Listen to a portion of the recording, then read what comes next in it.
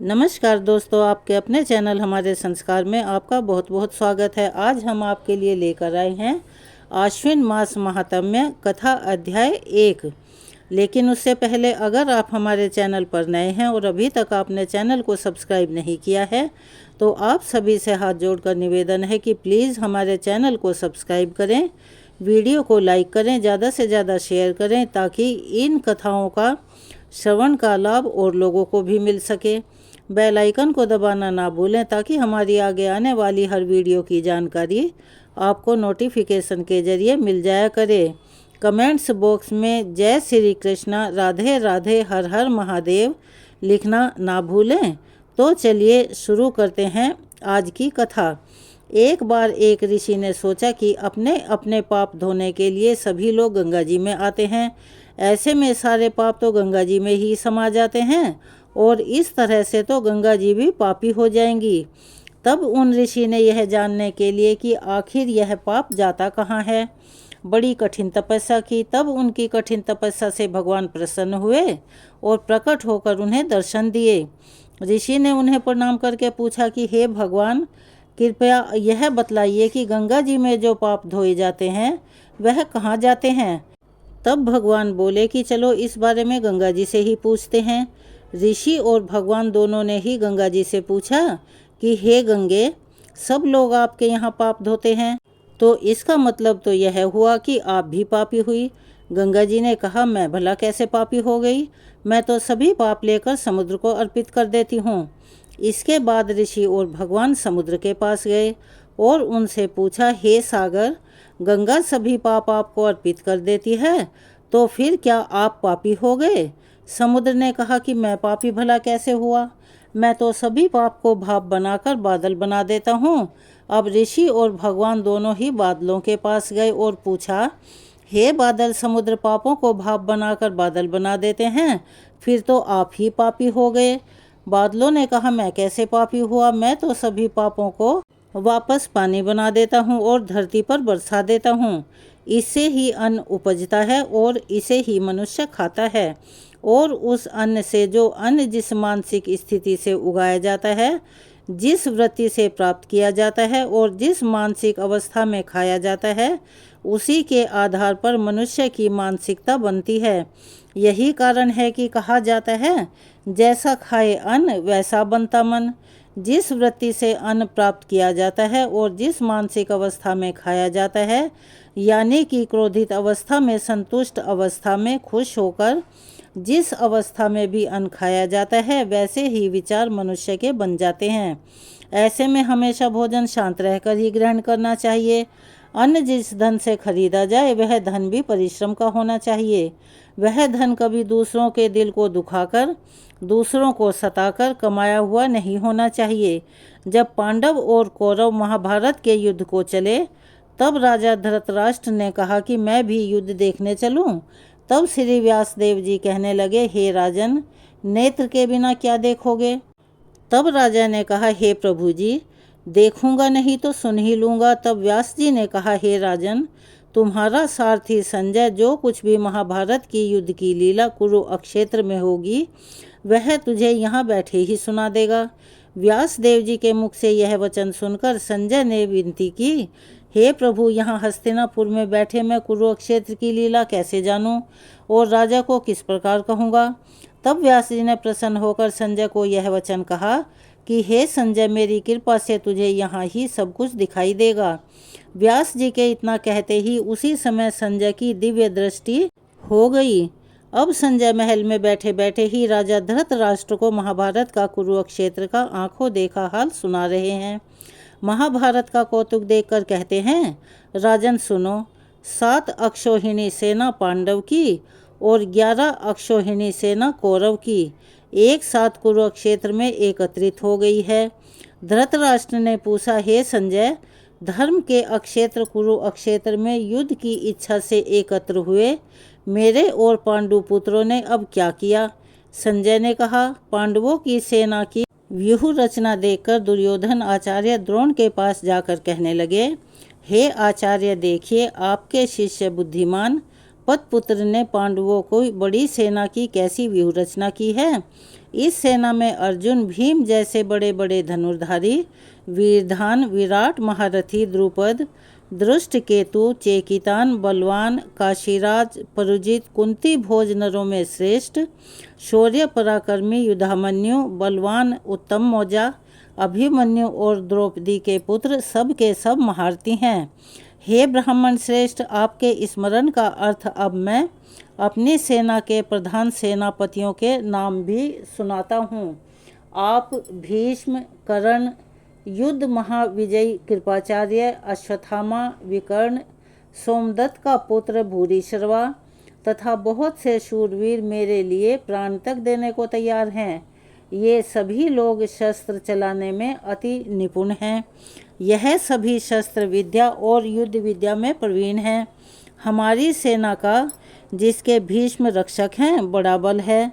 अब आप सब अपने अपने मोर्चों पर सावधान रहकर सेनापति भीष्म की रक्षा कीजिए। कुरुव्रत भीष्म पितामह ने दुर्योधन को प्रसन्न करते हुए और ऊंचे स्वर से गर्जना करते हुए शंख बजाया। फिर वहां चारों ओर शंख, नगाड़े, ढोल, गोमुख आदि अनेक बाजे बजने लगे, जिनका बड़ा भारी भयंकर शब्द होने लगा। जिसके अनंतर सफ़ेद घोड़े के बड़े रथ पर स्थित माधव श्री कृष्ण और पांडव अर्जुन ने भी अपने दिव्य शंखों को बजाया। श्री कृष्ण ने पांचजन्य और अर्जुन ने देवदत्त नामक शंख को, और भीषण कर्म करने वाले भीम ने पौंड्रक नामक बड़े भारी शंख को बजाया। कुंती पुत्र राजा युधिष्ठिर ने अनंत, विजय नकुल ने सुघोष, सहदेव ने मणिपुष्पक और महाधनुर्धारी काशीराज शिखंडी, धृष्टद्युम्न, विराट, अपराजिता, सात्यकी, राजा द्रुपद और द्रौपदी के पांचों पुत्र और महाबाहु अभिमन्यु, इन सब वीरों ने अपने अपने शंखों को बजाया। उन शंखों के भारी शब्द से आकाश और पृथ्वी गूंज उठे और धृतराष्ट्र के पुत्रों के हृदय भी कांप उठे। हे राजन, अर्जुन ने कौरवों को युद्ध के लिए प्रस्तुत देखकर धनुष उठाकर श्री कृष्ण से कहा, हे केशव, मेरा रथ दोनों सेनाओं के बीच में खड़ा कर दीजिए, जिससे मैं युद्ध करने वालों को देख सकूं कि इस युद्ध भूमि में मुझे किन किन के साथ युद्ध करना चाहिए। दुर्बुद्धि दुर्योधन की प्रीति करने वाले जो युद्ध करने की इच्छा से यहाँ एकत्रित हुए हैं, मैं उनको देखूंगा। संजय ने कहा, हे राजन, अब अर्जुन की बात सुनकर श्री कृष्ण ने भीष्म, द्रोण आदि वीरों के सामने उत्तम रथ को खड़ा करके कहा, हे वीर, युद्ध के लिए तत्पर इन कौरवों को देख लो। अर्जुन ने चाचा, बाबा, गुरु, मामा, भाई, पुत्र, पौत्र, मित्र, ससुर और स्वजनों को शस्त्रों से सुसज्जित हो अपने ही बंधु बांधवों को खड़ा देखकर परम दयालु होकर अत्यंत दुख के साथ यह वचन कहे, हे श्री कृष्ण, युद्ध की इच्छा से आए हुए इन अपने बंधु बांधवों को देखकर मेरे अंग शिथिल हो गए हैं और मेरा मुख सूखा जा रहा है, मेरा शरीर व्याकुल हो रहा है, मेरा गांडीव हाथ से गिरा जा रहा है और मेरी त्वचा जली जा रही है। केशव, अब मुझ में यहाँ खड़े रहने की सामर्थ्य भी नहीं है। मेरा मन चक्कर खा रहा है और सब लक्षण में उल्टे देख रहा हूँ, और युद्ध में स्वजनों का वध करके तो मुझे कोई लाभ नहीं होगा। इसीलिए हे कृष्ण, जीत राज सुख भी मैं अब नहीं चाहता। इस युद्ध के मैदान में यह सारे मेरे अपने ही तो हैं, मेरे अपने बंधु बांधव हैं। मैं इन सबको मारने की इच्छा बिल्कुल भी नहीं करता हूँ। हे मधुसूदन, हे जनार्दन, त्रिलोकी के राज्य के लिए भी मैं इन्हें नहीं मारना चाहता। फिर इस पृथ्वी के राज्य के लिए तो कहना ही क्या है भला। हे जनार्दन, धृतराष्ट्र के पुत्रों को मारकर हमारा क्या भला होगा? इन आताताइयों का वध करने से पाप ही होगा। इसीलिए अपने भाइयों और धृतराष्ट्र के पुत्रों को मारना सर्वथा अनुचित है। हे माधव, स्वजनों को मारकर क्या हम सुखी हो सकते हैं? यह सब लोभ के वशीभूत हैं और कुल के नाश करने तथा मित्र द्रोह करने में पाप को नहीं, कुल नाश के दोष को जानते हुए भी हमको इस पाप से क्यों दूर नहीं रहना चाहिए? कुल का नाश होने से कुल के प्राचीन धर्म नष्ट हो जाते हैं, फिर धर्म नाश होने से कुल में पाप ही बढ़ता है। कृष्ण पाप से कुल की स्त्रियां व्यभिचारिणी हो जाती हैं, जिनमें वर्ण संकर संतान उत्पन्न होती है। वह वर्णशंकर जिन पुरुषों ने कुल को नष्ट किया है और उनको तथा उस कुल को नरक में पहुंचाते हैं, क्योंकि फिर श्राद्ध तर्पण आदि बंद हो जाते हैं। वर्णशंकर बनाने वाले दोषों से कुल वधुओं की जाति धर्म और कुल धर्म निरंतर नाश हो जाते हैं। हे जनार्दन, मैंने यह अच्छे से सुना है कि कुल घर नष्ट हो जाने से निश्चय ही नरक में जाना होता है। हाय, हम इतना बड़ा पाप करने को तैयार हैं जो राज्य सुख के लोभ में अपनों को ही मारने की कोशिश कर रहे हैं। शस्त्रों को धारण किए हुए धृतराष्ट्र पुत्र अगर मुझ शस्त्र रहित और उपायहीन को रणभूमि में बांधकर मार डालें तो मेरा बहुत कल्याण होगा। संजय ने कहा, हे राजन, ऐसा कहकर अत्यंत दुखी होकर अब अर्जुन ने उसी समय धनुष बाण फेंक दिए हैं और वह रथ के पिछले भाग में जा बैठा है। इसके आगे का वृतांत हम आपको अपनी अगली वीडियो में सुनाएंगे। तब तक के लिए उसका इंतजार कीजिए। अब आपको शिव पार्वती की एक कथा सुनाते हैं। एक समय पार्वती जी ने पूछा, हे महादेव, किस ज्ञान के बल से आपको संसार के लोग शिव कहकर पूजते हैं? मृग छाला ओढ़े, अंगों में शमशान की विभूति लगाए, गले में नरमुंडों की माला पहनते हैं, इनमें तो कोई भी पवित्र कर्म नहीं है। फिर आप किस ज्ञान से पवित्र हैं? कृपया करके मुझे बतलाइए। महादेव जी बोले, हे प्रिय, सुनो, गीता के ज्ञान को हृदय में धारण करने से मैं पवित्र हूँ और उस ज्ञान से मुझे बाहर के कर्म नहीं व्यापते। तब पार्वती जी ने कहा, भगवान, जिस गीता ज्ञान की आप ऐसी स्तुति कर रहे हैं, आज तक उसके सुनने से भला कोई कृतार्थ भी हुआ है? तब महादेव जी ने कहा, ज्ञान को सुनकर बहुत सारे जीव कृतार्थ हुए हैं और देवी आगे भी होते रहेंगे। अब मैं आपसे एक पुरातन कथा कहता हूँ, ध्यान से सुनो। एक समय पाताल लोक में शेषनाग की शैया पर श्री नारायण जी नैन मूंद कर अपने आनंद में मगन थे।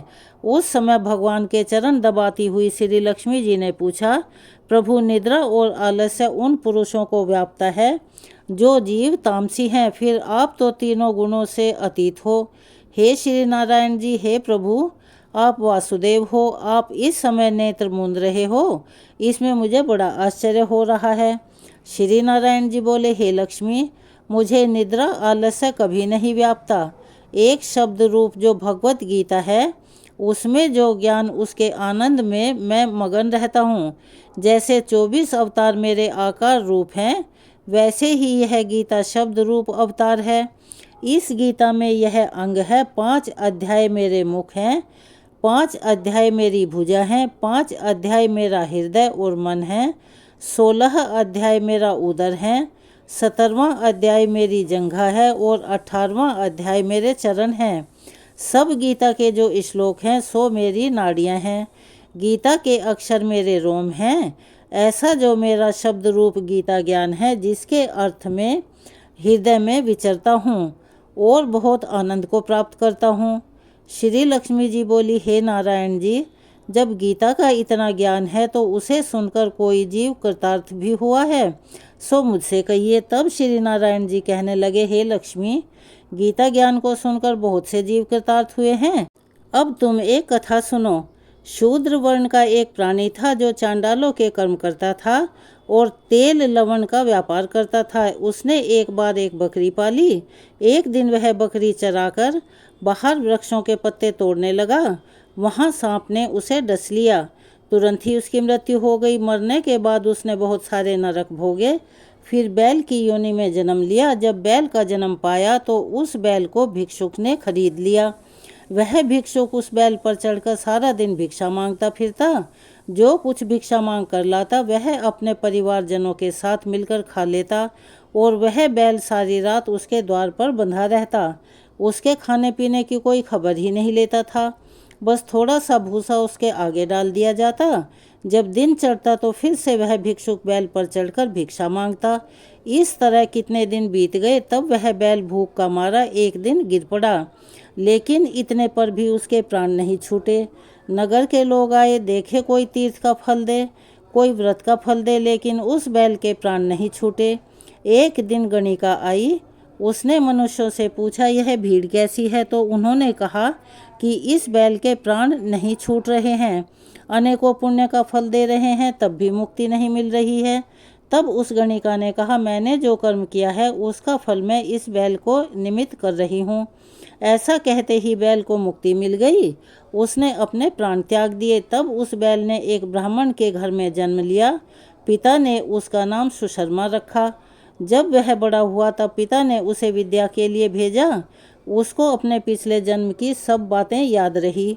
वह अति सुंदर हुआ। उसने एक दिन मन में विचार किया कि जिस गणिका ने मुझको बैल की योनि से मुक्ति दिलाई थी उसका मैं दर्शन अवश्य करूँगा। वह ब्राह्मण चलता चलता गणिका के घर गया और कहा, तुमने मुझे पहचाना? गणिका ने कहा, नहीं, मैंने तो नहीं पहचाना। तुम कौन हो? तुम्हारी और मेरी क्या जान पहचान है? तुम एक ब्राह्मण हो और मैं एक वैश्य हूँ। तब ब्राह्मण ने कहा, मैं वही बैल हूँ जिसको तुमने अपना पुण्य दिया था। तब मैं बैल की योनि से छूटा था। अब मैंने ब्राह्मण के घर में जन्म लिया है। तुम अपना वह पुण्य बताओ, इससे मुझे पिछले जन्म में मुक्ति मिल गई थी। तब गणिका ने कहा, मैंने जानबूझकर कोई पुण्य नहीं किया। मेरे घर में एक तोता है, वही सवेरे कुछ पढ़ता है। मैं उसके कहे हुए वचन सुनती हूँ। उस पुण्य का फल मैंने तुम्हें दे दिया था। तब ब्राह्मण ने उस तोते से पूछा कि बताओ, तुम सवेरे सवेरे क्या पढ़ते हो? तोते ने कहा कि मैं पिछले जन्म में एक ब्राह्मण का पुत्र था। पिताजी ने मुझे गीता के पहले अध्याय का पाठ सिखाया था।